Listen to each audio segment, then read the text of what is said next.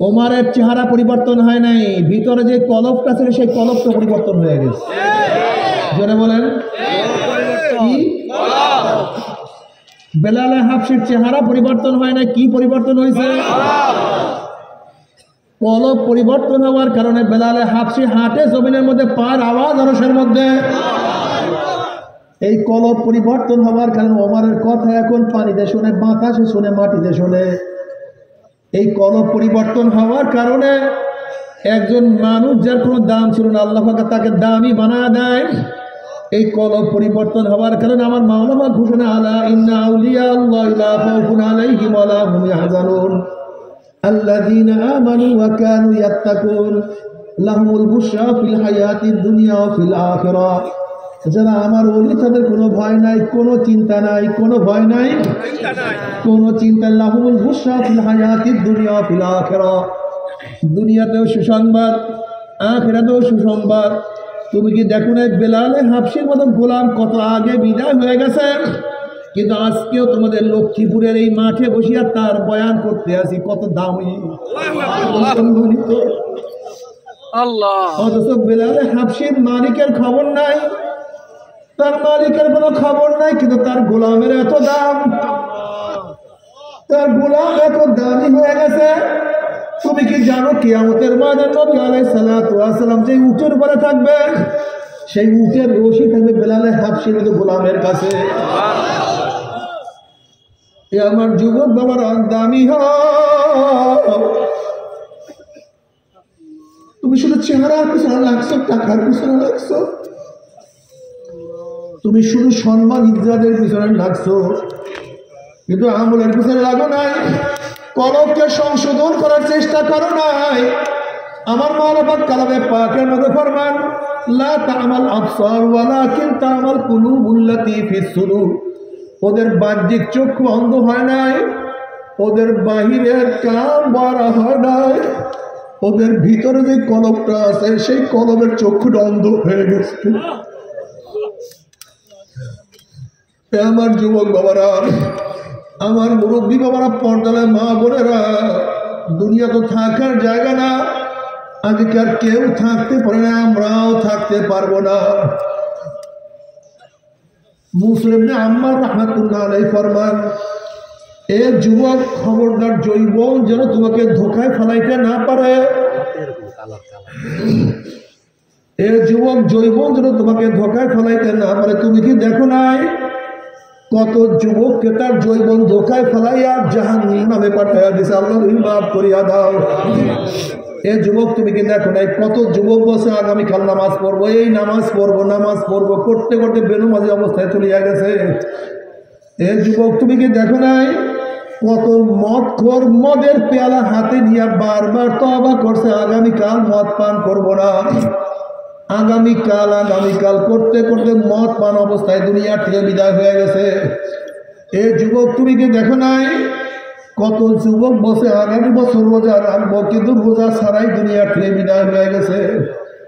এ যুবক, তুমি কি দেখো নাই কত দাড়ি ছাড়া বাবারা প্রতিদিন বসে দাড়ি রাখবো রাখবো, কিন্তু দাড়ি ছাড়াই দুনিয়া থেকে বিদায় হয়ে গেছে।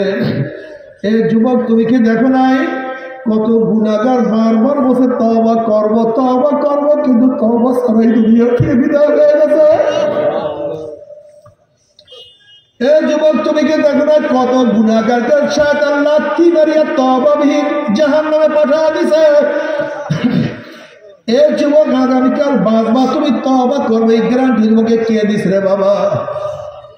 বাবা, তুমি কি জানো না রাত্র হওয়ার সময়, দিন হওয়ার সময় আছে, জোয়ার ভাটা হওয়ার সময় আছে, আম পাকার সময় আছে, মৃত্যুর কোনো সময় নাই। দুনিয়াতে আসার সিরিয়াল আছে, আগে বড় মেজো সেজো, কিন্তু যাওয়ার কোনো সিরিয়াল নাই। এ জ্ঞানী বাবারা, এ আমার পর্দার জ্ঞানী মা বোনেরা, তুমি কি দেখো নাই কত সন্তানের লাশ বাবার কাঁধের উপর উঠিয়া গেছে? তুমি কি দেখো নাই কত দাদা, কত নানা নাতির জানাজায় উপস্থিত হয়ে গেছে? তুমি কি দেখো নাই কত বড় ভাই ছোট ভাই কবর খনন করার কাজে ব্যস্ত হয়ে গেছে? তুমি কি দেখো না কত বন্ধুকে চিরতরে বিদায় দিয়ে চলে আসছে। এই যুবক, তুমি আগামীকাল বাঁচবা, তওবা করবা, তারপর মাওলাকে রাজি খুশি করিয়া কবরে যাবা। এই গ্যারান্টি তোমাকে কে দিছে রে যুবক? শয়তান স্যার এই গ্যারান্টি কেউ দিতে পারে না। ও আমার জ্ঞানী বাবারা, আমার জ্ঞানী মা বোনেরা, কেন খেয়াল করো না? আজকে দুনিয়ার ব্যবসায় একবার লস খেলে বারবার ব্যবসা করিয়া লাভ করার আশা করা যায়। আজকে দুনিয়ার পরীক্ষায় একবার ফেল করলে বারবার পরীক্ষা দিয়ে পাশ করার আশা করা যায়। আজকে দুনিয়ার মামলা ম্যাজিস্ট্রেট করে হারলে জজ করে আপিল করিয়া, জজ করে হারলে হাই করে আপিল করিয়া, হাই করে হারলে সুপ্রিম করে আপিল করিয়া যে তার আশা করা যায়।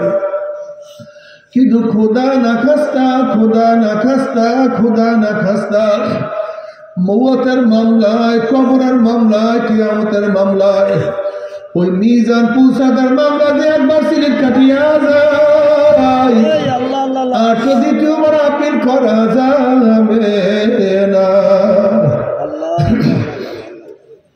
বাবারে, মওতের চান্স একবার, দ্বিতীয়বার আর কোনো চান্স নাই। কবরে যাওয়ার চান্স একবার, দ্বিতীয়বার আর যাওয়ার কোনো চান্স নাই। বাবারা, তোমরা কি হাদিস দেখো নাই? জনাবে মুহাম্মদ রাসূলুল্লাহ সাল্লাল্লাহু আলাইহি ওয়াসাল্লাম রওজা শরীফ সূরা হয়ে যাবে, রাস্তা হয়ে যাবে। ফেরেশতারা প্রশ্ন করে, মান হাজার রজুল, চেন ওই ব্যক্তিকে। হাজারো যুবক কলেজে পড়ুয়া, হাজারো ইউনিভার্সিটির ছাত্ররা বলবে, হে ফেরেশতারা, ওনার প্রেমে পড়িয়া দাড়ির মধ্যে পুঁজ দেই নাই, ওনার প্রেমে পড়িয়া মাথা দিয়ে টুপি নামাই নাই, ওনার প্রেমে পড়িয়া ওনার লেবাস তরিকে আমি ছাড়ি নাই, ওনার প্রেমে পড়িয়া ওনার আদর্শ আমি ভুলি নাই, ওনার প্রেমে পড়িয়া দুনিয়ার কাউকে নেতা মানি নাই, ওনাকে নেতা মানতে গিয়ে আমি কত কষ্ট সহ্য করছি, ওনার আদর্শ অনুযায়ী চলার জন্য কত টিটকারি সহ্য করছি, কিন্তু জীবনের মায়া ত্যাগ করে ওনার দ্বিতীয় আদর্শ বাস্তবায়নের চেষ্টা করছে। ও যে আমার নবী, ও যে আমার নবী জনাবে মুহাম্মদ রাসূলুল্লাহ সাল্লাল্লাহু আলাইহি ওয়াসাল্লাম, ওনার বাইরে কাউকে নেতা মানি নাই, আমরা সবাই তার গোলামি করছি। ও যে আমার নবী জনাবে মুহাম্মদ রাসূলুল্লাহ সাল্লাল্লাহু আলাইহি ওয়াসাল্লাম, অমনি আমার মাওলার ডাক দিয়ে সাদাকা আব্দি, আমার বান্দা সত্য কথা বলছে।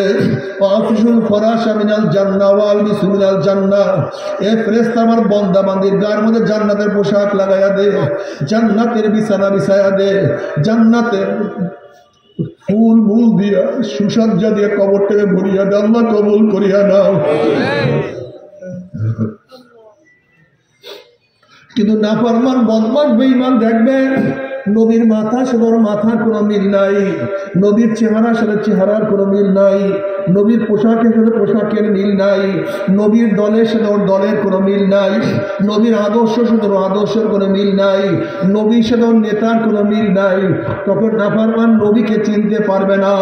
নাফরমান বলবে, হ্যাঁ হ্যাঁ লাদরি, হ্যাঁ হ্যাঁ লাদরি, আমি ওনাকে চিনি না, ওনার সাথে আমার কোনো পরিচয় নাই, ওনার সাথে আমার কোনো সম্পর্ক নাই।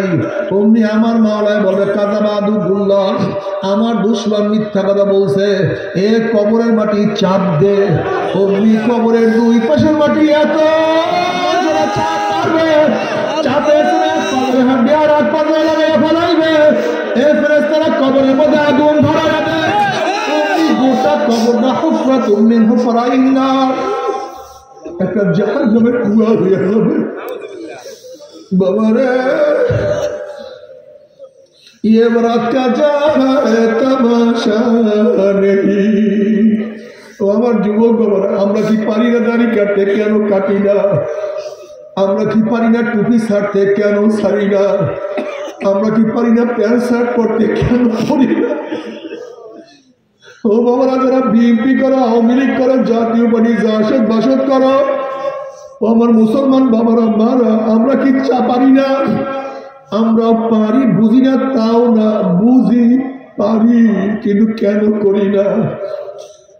কেন যাই না? চিন্তা করে দুনিয়া কয়দিন, কবে জন্মগ্রহণ করলাম, কবে দাঁত উঠলো, কবে দাঁত পড়লো, আবার কবে দাঁত উঠলো, কবে কোন তারিখের থেকে চেহারার মধ্যে দাড়ি উঠলো, আবার কবে কোন তারিখের থেকে কাঁচা দাড়ির মধ্যে কোন রং তুলি সাদা রং লাগানো শুরু করলো, কে চোখের পাওয়ারকে হরণ করতে আসে, কে হাতকে দুর্বল করিয়া ফেলাইতে আসে, কি মাজা কোমর ঝুঁকাইয়া ফেলাইতে আছে। যেরকম রাখাল গরু ছাগল গুলি হাঁকাইতে হাঁকাইতে গোয়াল ঘরের দিকে নিয়ে যায়, ঠিক কে যেন তোমাকে আমাকে, ঠিক কে যেন তোমাকে আমাকে পিছন দিকে হাঁকাইতে হাঁকাইতে কবরের দিকে নিয়ে রওনা করছে। বাবা কেউ তো কবরের কিনারায় কিনারায় ঘুরতে আছে, আল্লাহ মাফ করিয়া দাও। তওবা না করাইয়া কাউকে ডাক দিও না। বাবা কেউ তো কবরের কিনারায় কিনারায় ঘোরাফেরা শুরু করছে, আল্লাহ তুমি আমাদের সবাইকে মাফ করিয়া দাও। এরপরে কিয়ামতের ময়দান, কিয়ামতের ময়দান খুবই মারাত্মক, খুবই খারাপ অবস্থা। ইয়াউমা ইয়াফিরুল মারউ মিন আখিহি ওয়া উম্মিহি ওয়া আবিহি ওয়া সাহিবাতিহি ওয়া বানিহি, যেই দিন আপন ভাই ভাই পরিচয় দেবে না, মা ছেলেকে সাহায্য করবে না, ছেলে মাকে সাহায্য করবে না, বাবা ছেলেকে উপকার করবে না, ছেলে বাবাকে উপকার করবে না, বন্ধু বান্ধব সব আবাত্তা হয়ে যাবে, নেতারা সব হারায়া যাবে। এমনকি বুখারী সাহিহর মধ্যে কিতাবুত তাফসীরের মধ্যে আসছে, ওয়ায়াকুল ইব্রাহিম খলিলুল্লাহ নাফসি নাফসি, মূসা কালিমুল্লাহ নাফসি নাফসি, ঈসা রূহুল্লাহ নাফসি নাফসি।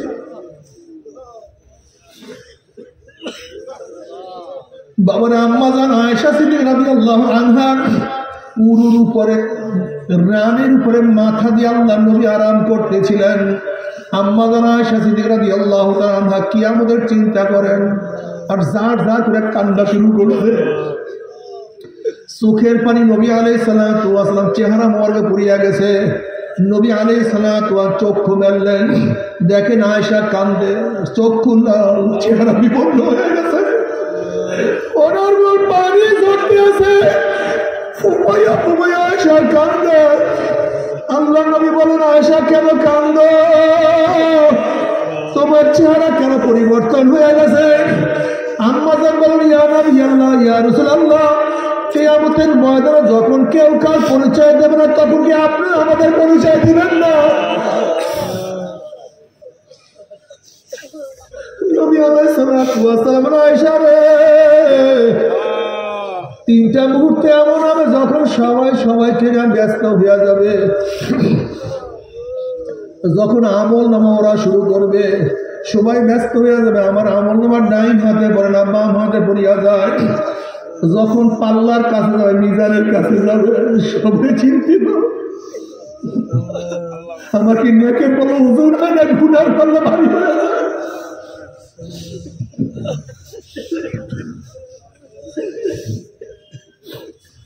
আয়েশারে যখন পুসরাতের কিনারায় যাবে, চুলের চেয়েও চেকন, তলোয়ারের চেয়েও নিচে জাহান্নামের আগুন, আমার শেষ অন্ধকার, পুসরাত পানি দিতে পারবে কি পারবে না?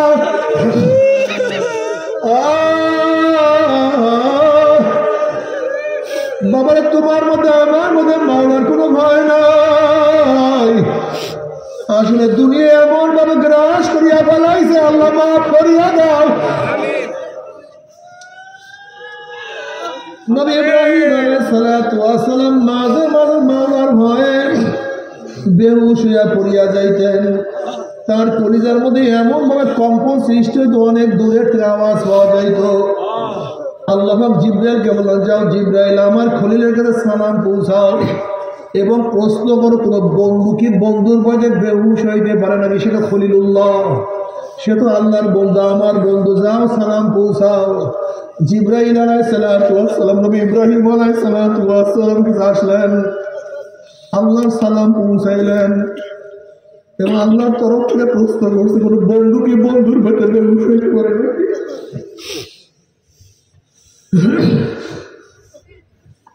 তখন ইব্রাহিম আলাইহিস সালাতু ওয়াস সালাম বলেন, ভাই জিবরাইল, যখন আমার পদস্খলনের কথা মনে পড়ে, কিয়ামতের কথা মনে পড়ে, মিজানের কথা মনে পড়ে, পুসরাতের কথা মনে পড়ে, তখন আল্লাহর সাথে আমার সম্পর্ক তুমি সব ভুলিয়া যায়, আমার কিছু মনে থাকবে না।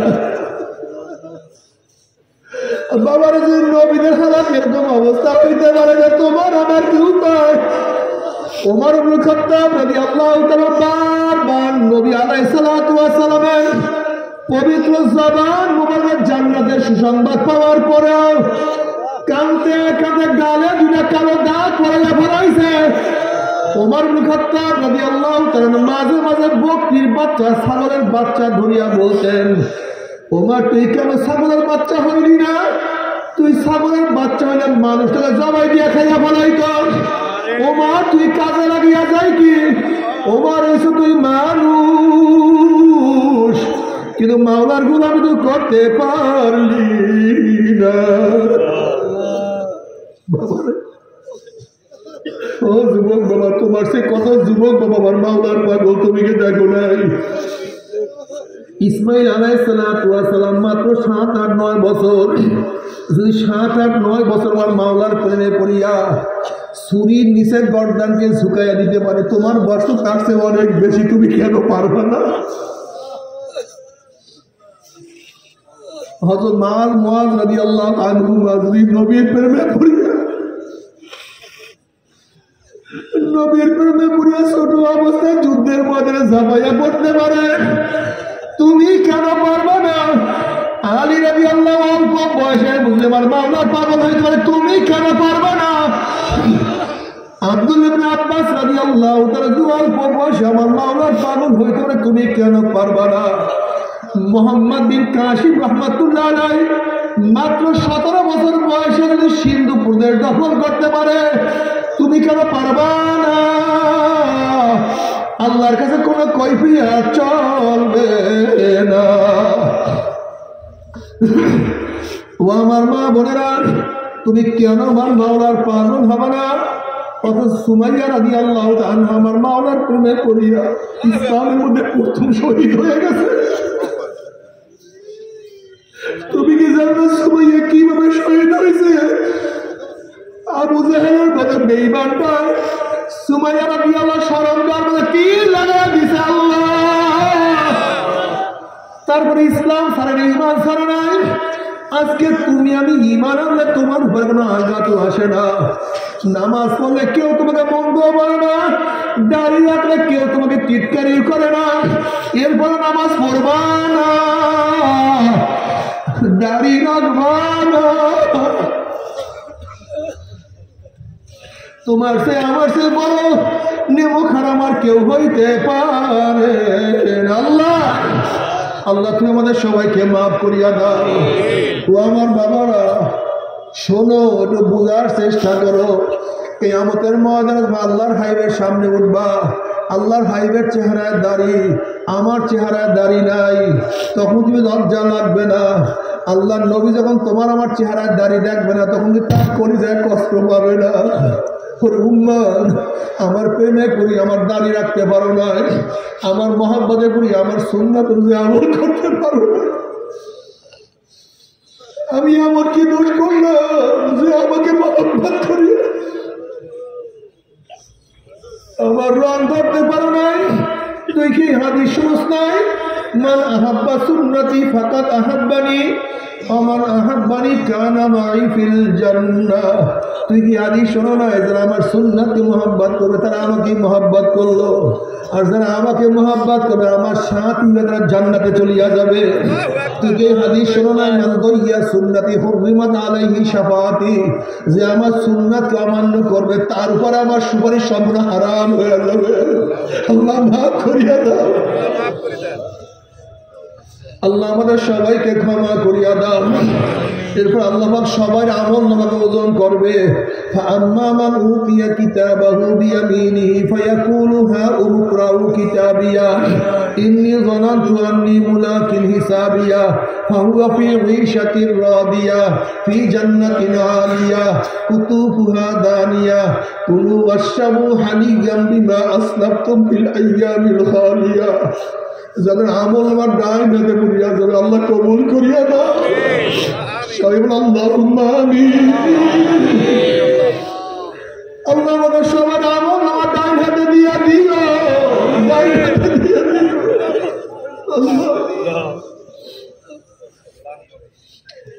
আল্লাহ সবার আমল নামা ওজন করিয়া দেখেন কোন ওজন করিয়া। وأما من أوتي كتابه بشماله فيقول يا ليتني لم أوت كتابيه ولم أدر ما حسابيه يا ليتها كانت القاضية ما أغنى عني ماليه هلك عني سلطانيه خذوه فغلوه ثم الجحيم صلوه ثم في سلسلة ذرعها 70 ذراعا فاسلكوه। যাদের আমলনামা বাম হাতে পড়িয়া যাবে, বাম হাতটা সিনা ফাড়িয়া পিছনে দিকে চলিয়া যাবে। বলবি ইয়া লাইতানি লাম উতা কিতাবিয়া, আফসোস যে আমি আমার আমলনামা না পাইতাম, যদি আমি হিসাবের সম্মুখীন না হইতাম, কবর যে আমার শেষ ঠিকানা হইয়া যাইত, কিয়ামতের ময়দান আমি উঠতে না হইতো। মা আগনা আন্নি মালিয়া হালাকা আন্নি সুলতানিয়া, কই আমার মাল, কই আমার জায়গা, কই আমার জমি, কই আমার ব্যবসা বাণিজ্য, কই কোন উপকার তো করলো না, কই আমার মেম্বারি, চেয়ারম্যান, এমপিগিরি, মিনিস্টারগিরি, কই কোনো কিছুই তো নাই।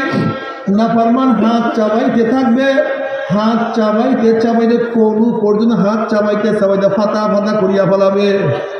আল্লাহ পাক বলবে খুজুহু হাগুল্লু, হে ফেরেশতা নাফরমানকে ধরকে বাঁধিয়া ফেলান। এই আদেশ দেওয়ার সাথে সাথে একদল ফেরেশতারা 70 গজ আগুনের শিকাল দিয়ে নাফরমানকে প্যাঁচ দিয়া ফেলাইবে। যেরকম কুকুরের পায়ের মধ্যে রশি লাগাইয়া টানতে টানতে কুয়ার মধ্যে ফেলাইয়া দেয়, এইভাবে জাহান্নামের হাত পার মধ্যে জাহান্নামের শিকাল লাগাইয়া কিয়ামতের ময়দানের মাঝখানে টানা শুরু করবে। কত বাবা দেখবে ছেলেকে টানিয়া নিয়ে যায়, কত ছেলে দেখবে বাবাকে টানিয়ে নিয়ে যায়, কত স্ত্রী দেখবে স্বামীকে নিয়ে যায়, আবার কত স্বামী দেখবে স্ত্রীকে নিয়ে যায়, কত বড় ভাই দেখবে ছোট ভাইকে নিয়ে যায়, কত ছোট ভাই দেখবে বড় ভাইকে নিয়ে যায়, কত মালিক দেখবে গোলামকে নিয়ে যায়, কত গোলাম দেখবে মালিককে নিয়ে যায়, কত বন্ধু দেখবে বন্ধুকে নিয়ে যায়, কত মুরিদ দেখবে পীরকে নিয়ে যায়, কত পীর দেখবে মুরিদকে টানিয়ে নিয়ে যায়। নাফরমান যাহা কিছু করবে সব ছুটিয়া যাবে। এইভাবে ফেরেশতারা টানতে টানতে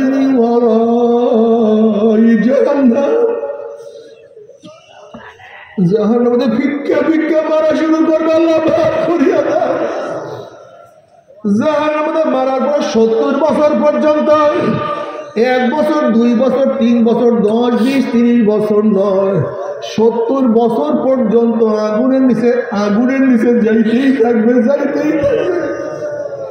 গাইরে আগুন, বামে আগুন, উপরে আগুন, নিচে আগুন। আল্লাহ তুই আমাদের সবাইকে মাফ করিয়া দাও, মাফ না করাইয়া কাউকে ডাক দিও না।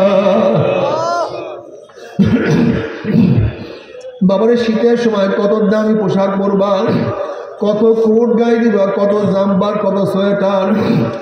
আল্লাহ পাক জাহান্নামীদের জন্য একটা পোশাক বানাইছে, উলের কোনো পোশাক না, সুতির কোনো পোশাক না, রেশমি কাপড়ের কোনো পোশাক না। জাহান্নামীদের পোশাক হবে জাহান্নামের আগুনের পোশাক। আল্লাহ মাফ করিয়া দাও। যখন জাহান্নামের লোকদের জাহান্নামের পোশাক পরাইয়া দেওয়া হবে, জাহান্নামীরা 2 হাত দিয়া পোশাক ছেড়ার চেষ্টা করবে, কিন্তু ব্যর্থ চেষ্টা পারবে না, সহ্য করতে পারবে না। আল্লাহ রে, জাহান্নাম থেকে নাম না কাটাইয়া একজনকে ডাক দিও না। সবাইকে মাফ করিয়া দাও, সবাইকে ক্ষমা করিয়া দাও। আল্লাহ আমাদের সিনা ফারিয়া ফারিয়া হিদায়াত দিয়া দাও, গোটা দুনিয়ার মানুষকে হিদায়াত দিয়া দাও। বাবারে, তবে মুমিন মুসলমান বলতে সবাই মনে চায় গুনাহ থেকে ফিরিয়া নেক আমল করিয়া মাওলার জান্নাতে সবাই যাইতে মনে চায়, গুনাহ নিয়ে মাওলার জাহান্নামে কাউরি কিন্তু যাইতে মনে চায় না। কিন্তু কেনই বা আমরা নেক আমল করতে পারি না, কেনই বা গুনার কাম ছাড়তে পারি না? এর মূল কারণ হলো আপনার এবং আমার পিছনে নফস এবং শয়তান লাগিয়া রয়েছে। এই নফস এবং শয়তানকে ফেরার জন্য যে কোনো একজন হাতকানে আল্লাহর ওলি হাতে হাত দিতে হবে বাবা। খবরদার, বর্তমান জমানায় পীর মুরিদের নামে ভেজাল, ব্যবসা, দলাদলি, হিংসা, হাসাদে পরিণত হয়ে গেছে। সমস্ত আল্লাহর ওলির একমার যেই পীরের 5 জন মুরিদের মধ্যে কম পক্ষে 3 জনকে দেখবা আলহামদুলিল্লাহ সুন্নাত মাহফিল আমল আখলাক মজবুত হয়ে যাইতে আছে, গুনার কাম ছাড়তে আছে, নেকের আমল ধরতে আছে, কলম নরম হইয়া চোখে পানি আসতে আছে। বৃক্ষতর নাম কি, ফলে পরিচয়। আমি চরমনায় বুঝি না, চরমনায়ের দাওয়াত প্রশংসা প্রচার প্রসার করার জন্য আসিনি রে বাবা। চরমনায় যাওয়ার তোমার কোনো দরকার নাই, কোনো দরকার নাই, কোনো দরকার নাই। তুমি যার কাছে গিয়া পারো গুনার কাম ছাড়ো, নেকের আমল ধরো, কলম নরম করিয়া চোখে পানি নিয়া মাওলার কবরে যাইয়া, যেরকম দুনিয়ার ঘরে আগুন লাগলে পানি ছাড়া নিবানো যায় না, ঠিক তদ্রুপ তোমার এবং আমার গুনার দ্বারা যে জাহান্নামের আগুন জ্বলিয়া রয়েছে, চোখের পানিও ছাড়া কিন্তু জাহান্নামের আগুন নিবানো সম্ভব না। কাজী বাবা আমার জন্য দোয়া চাই, আমিও দোয়া করি, সবাই সবার জন্য প্রাণ খুলিয়া দোয়া করো, যেন কিয়ামতের ময়দানে গলাগুলি বাঁধিয়া মাওলা একসাথে জান্নাতে যাওয়ার তৌফিক দিয়া দেয়।